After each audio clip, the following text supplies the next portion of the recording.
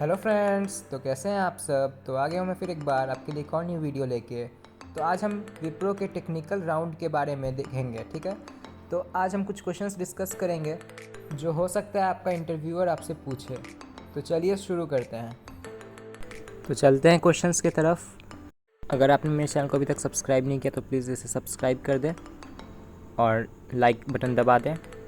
तो हम आगे बढ़ते हैं। तो आपको दिख रहा होगा स्क्रीन पे पहला क्वेश्चन जिसमें लिखा हुआ है व्हाट इज़ ऊप्स। तो ऊप्स क्या होता है? तो ऊप्स का फुल फॉर्म पहले जानेंगे। ऊप्स का फुल फॉर्म होता है ऑब्जेक्ट ओरिएंटेड प्रोग्रामिंग, ठीक है। ये ऊप कॉन्सेप्ट जो होता है वो मेनली C++, जावा इस टाइप के लैंग्वेजेस में यूज़ किया जाता है जिसमें ऑब्जेक्ट क्रिएशन का कॉन्सेप्ट है, ठीक है।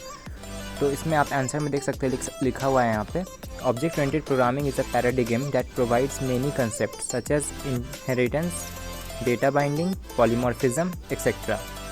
तो सबसे पहले हम ऑब्जेक्ट जानेंगे। ऑब्जेक्ट क्या होता है? तो an object can be defined as an instance of a class, ठीक है। ये क्लास का इंस्टेंस होता है। An object contains an address and takes up some space in memory. कोई भी ऑब्जेक्ट जो होता है वो कुछ स्पेस कंज्यूम करता है रैम में, ठीक है। तो ये था ऑब्जेक्ट हमारा।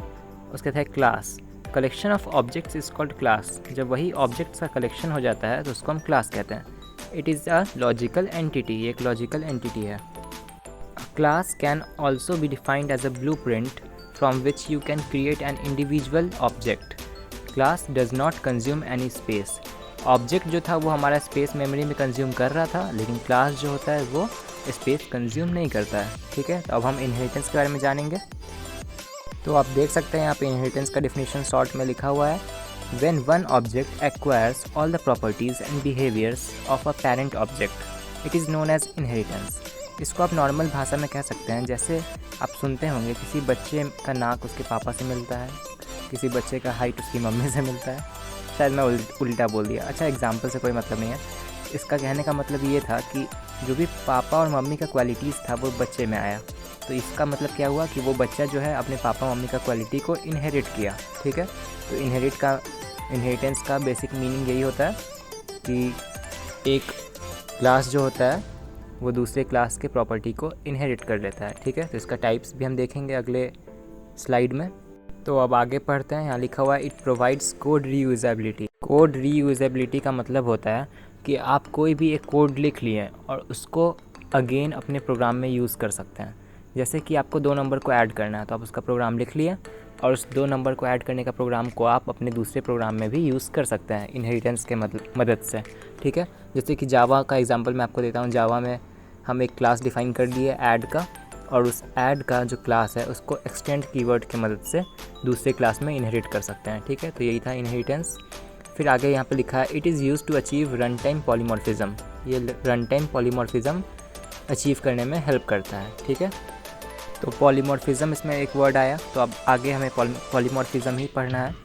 तो पॉलीमॉर्फिज्म का यहाँ डिफिनीशन लिखा हुआ है if one task is performed in different ways. अगर कोई एक टास्क को हम डिफरेंट वेज में परफॉर्म करते हैं तो वो पॉलीमॉर्फिज्म होता है, ठीक है। We use method overloading and method overriding to achieve polymorphism. ये 2 टेक्निक्स है जिससे हम पॉलीमॉर्फिज्म को अचीव करते हैं। जैसे कि आप जानते होंगे कि किसी प्लेस से दूसरे प्लेस जाने का बहुत सारा रास्ता हो सकता है। तो जो बहुत सारा रास्ता है डिफरेंट वेज़ में हम किसी टास्क को डेस्टिनेशन को रीच कर रहे हैं तो वो पॉलीमॉर्फिज्म है, ठीक है। तो चलते हैं अब अगले स्लाइड पे। तो यहाँ देख सकते हैं आप लिखा है एब्स्ट्रैक्शन। तो एब्स्ट्रैक्शन क्या होता है? Hiding internal details and showing functionality is known as abstraction. In Java we use abstract class and interface to achieve abstraction. तो देखिए अब इसमें क्या इसका मतलब होता है, जैसे कि कोई यूज़र है, आप उसके लिए कोई प्रोग्राम बनाएं, ठीक है। तो उसको है ना आपका प्रोग्राम का बस इंटरफेस दिखेगा, यूज़र इंटरफेस, जिससे वो इंटरेक्ट करेगा। उसको बैकएंड से तो कोई मतलब है नहीं, तो उसको हम बैकएंड क्यों दिखाएं, उसको हम पूरा फाइल क्यों दें। तो हम उसको एक बंडल बना के देते हैं। जैसे कि आप एंड्रॉयड ऐप देखते होंगे, तो ऐप का काम क्या है? आपका कोई रिक्वायरमेंट को फुलफ़िल करना, ठीक है। तो जो यूज़र है उसको तो बैकएंड से कोई मतलब है नहीं कि आप जावा में फॉर लूप यूज़ किए हैं या फिर कोई स्ट्रिंग यूज़ किया है, उसको तो उससे मतलब है नहीं। उसको तो ऐप के यूज़र इंटरफेस से मतलब है ना, क्योंकि वो तो उसी से इंटरेक्ट करेगा। तो जो बाकी डिटेल्स होता है उसको हम हाइड कर लेते हैं, तो वो सारा एब्स्ट्रैक्शन में आता है, ठीक है। तो ये था एब्स्ट्रैक्शन। अब है आगे इनकैप्सुलेशन। तो इनकैप्सुलेशन भी बहुत ईजी है।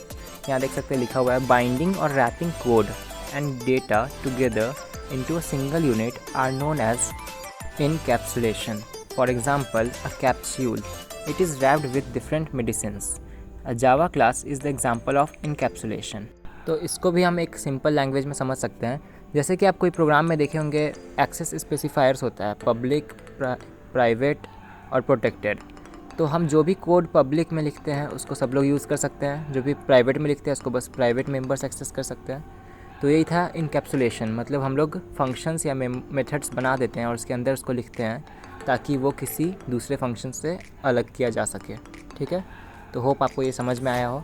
तो ये फर्स्ट क्वेश्चन था, इसको मैं बहुत ब्रीफ में समझाया हूँ, इसको आपको शॉर्ट में एक्सप्लेन करना है। तो आते हैं क्वेश्चन नंबर 2 पे। क्वेश्चन नंबर 2 है व्हाट इज़ इनहेरिटेंस। तो इनहेरिटेंस तो अभी मैं आपको शॉर्ट में बताया ही हूँ, उसको फिर से एक्सप्लेन थोड़ा सा करता हूँ। The capability of a class to derive properties and characteristics from another class is called inheritance. वो एग्जांपल मैं आपको दिया था ना, बच्चे और पापा मम्मी वाला, वो इनहेरिटेंस था। तो इनहेरिटेंस में क्या आप समझें कि कोई भी एक क्लास का प्रॉपर्टी दूसरे क्लास में आ जाता है तो वो इनहेरिट हो जाता है। ठीक है, तो यहाँ पे आप कुछ 2 पॉइंट दिख रहा होगा। पहला पॉइंट है सब क्लास और दूसरा है सुपर क्लास।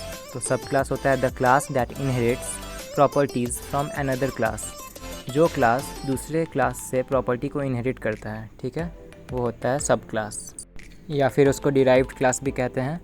और सुपर क्लास होता है the class whose properties are inherited by sub class is called base class और super class.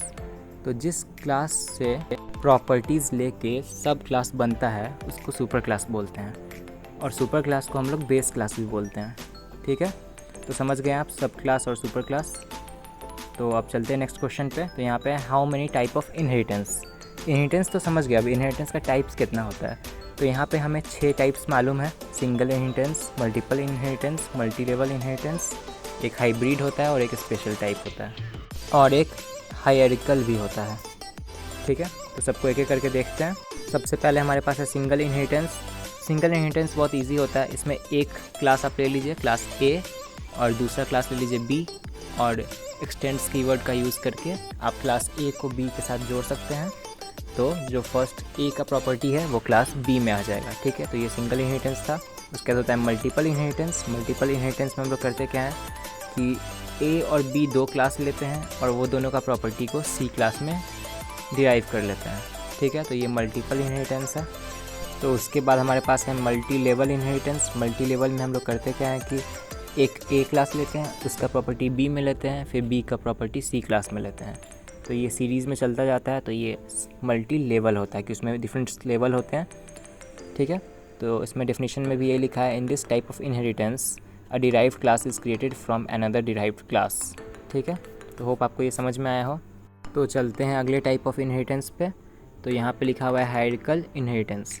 In this type of inheritance more than one sub class is inherited from a single base class. एक base class से जब 2 derived class बनता है तो उसको hierarchical कहते हैं। मतलब ए का प्रॉपर्टी बी में भी होगा, सी में भी होगा, तो वो हायरार्किकल हो गया। ठीक है, उसके बाद है हाइब्रिड, जिसको वर्चुअल भी बोलते हैं। तो hybrid inheritance is implemented by combining more than one type of inheritance.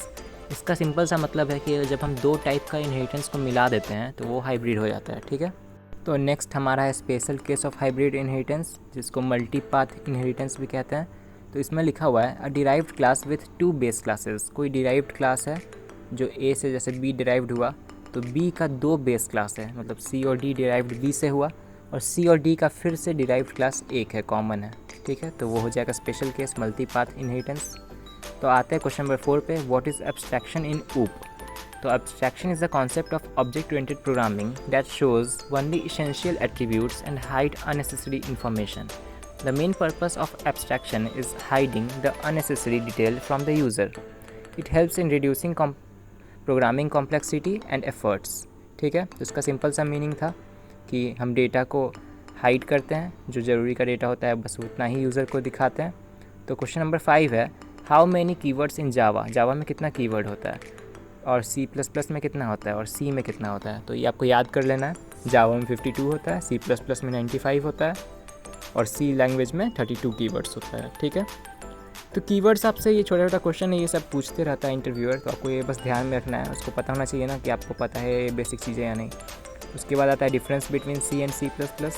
सी और सी प्लस प्लस में डिफरेंस आपको पता ही होगा, अगर आप यूज़ किए होंगे या इस पर प्रोग्रामिंग किए होंगे तो। फिर भी आप यहाँ पे देख सकते हैं बहुत सारा डिफरेंस लिखा हुआ है, यहाँ 6 डिफरेंस है। आप इसका स्क्रीनशॉट ले सकते हैं या फिर मैं आपको डिस्क्रिप्शन में ये पूरा पीपीटी भी दे दूँगा, आप वहाँ से पढ़ सकते हैं। तो इंट्रोडक्शन आप जानते हैं कौन डेवलप किया, ये प्रोसीजरल लैंग्वेज होता है। सी प्लस प्लस प्रोसीजरल नहीं होता है, ऑब्जेक्ट ओरिएंटेड होता है, ठीक है। इसमें ऊप सपोर्ट नहीं करता है सी लैंग्वेज में, और सी प्लस प्लस में ऊप सपोर्ट करता है। फिर डेटा सिक्योरिटी है इसमें, सी डज़ नॉट सपोर्ट इनकैप्सुलेशन, इसमें सपोर्ट नहीं होता है, जबकि सी प्लस प्लस में ये खासियत हमें मिलता है। फिर driven type, C is generally known as function driven और वो है ऑब्जेक्ट ड्रिवन, ठीक है। तो ये कुछ डिफरेंस थे। तो आते हैं नेक्स्ट क्वेश्चन पे, जो कि है व्हाट इज़ IDE। IDE क्या होता है? ये बहुत बेसिक और बहुत अच्छा क्वेश्चन है। IDE होता है क्या है कि इंटीग्रेटेड डेवलपमेंट इन्वायरमेंट, एक ऐसा इन्वायरमेंट, एक ऐसा सॉफ्टवेयर जिसके अंदर आप अपना कोड लिखते हैं, कोई प्रोग्राम लिखते हैं, ठीक है। तो वो इन्वायरमेंट क्या करता है कि आपके कोड को लिखने में हेल्प करता है, आपको पहले से ही सजेशंस देता है ताकि आप फास्ट टाइप कर सकें। मल्टी कर्सर्स फीचर होता है उसमें, और भी बहुत सारे फीचर्स होता है उसमें। तो यहाँ डेफिनेशन में भी लिखा हुआ है, एन IDE और integrated development environment enables programmers to consolidate the different aspects of writing a computer program. IDEs increase programmers productivity, ये productivity को बढ़ाता है by combining common activities को combine कर देता है, of writing software into a single application, editing source code, building executables and debugging, ये सारा चीज़ आप IDE के अंदर कर सकते हैं। तो नेक्स्ट क्वेश्चन है what is main, is it a keyword. तो आप सब जानते हैं कि मेन तो कीवर्ड होता ही है, प्री डिफाइंड कीवर्ड होता है, जो कि हमें सी प्लस प्लस और जावा सब में देखने को मिलता है। तो इसका सिंपल सा डिफिनीशन है, main is not pre defined, it is pre declared. ये पहले से डिक्लेयर होता है, इसको प्री डिफाइंड नहीं होता। In C your code is linked against a small run time library that constitutes the true starting point of the program. मतलब ये जो मेन होता है ये आपके प्रोग्राम का स्टार्टिंग पॉइंट होता है। जब हमारा प्रोग्राम रन करता है तो कंपाइलर सबसे पहले मेन को ढूंढता है, ठीक है। तो नेक्स्ट क्वेश्चन है व्हाट इज़ फंक्शन। तो फंक्शन तो आप लोग पढ़ते आ रहे होंगे सी प्लस प्लस जावा सब चीज़ में। तो जावा में मेथड होता है फंक्शन का नाम, तो सी और सी प्लस प्लस में फंक्शन हम बनाते थे। तो फंक्शन क्या है? Function is a block of organized reusable code that is used to perform a single related action. मतलब एक काम को आपको बार बार अगर करना है तो आप एक फंक्शन बना लीजिए और उसको यूज़ करिए, ठीक है। Functions provide better modularity of your application, ये आपके एप्लीकेशन को मॉड्यूल्स में डिवाइड करता है। And the high degree of code reusing, और कोड को रीयूज़ करने का हाई डिग्री होता है, ठीक है। You have already seen various functions like printf and main. Printf और मेन ये सब एग्जाम्पल है फंक्शन का। They are called built in functions, ये बिल्ट इन फंक्शंस होता है, और आप खुद से भी फंक्शन बना सकते हैं, ठीक है। तो चलते हैं अगले क्वेश्चन पे। ये लास्ट क्वेश्चन है हमारा, which type of inheritance are not allowed in Java. तो इनहेरिटेंस तो अलाउ होता है, लेकिन कौन सा इनहेरिटेंस अलाउ नहीं होता है, तो ये आपको याद रखना है। Java does not allow multiple inheritance, ये मल्टीपल इनहेरिटेंस को अलाउ नहीं करता है। वी कैन यूज़ इंटरफेसेस, हम इंटरफेस को यूज़ कर सकते हैं इंस्टेड ऑफ क्लासेस, क्लास के जगह पे, to achieve the same purpose. Same purpose को अचीव करने के लिए हम इंटरफेसेस का यूज़ करते हैं। तो आज के लिए बस इतना ही था। आपको अगर ये वीडियो अच्छा लगा हो और हेल्पफुल लगा हो तो आप लाइक करें, मेरे चैनल को सब्सक्राइब करें, और वॉच मोड पे क्लिक करके आप और वीडियोस देख सकते हैं, और कमेंट करके बताएं कि आपको ये वीडियो कैसा लगा। Bye bye.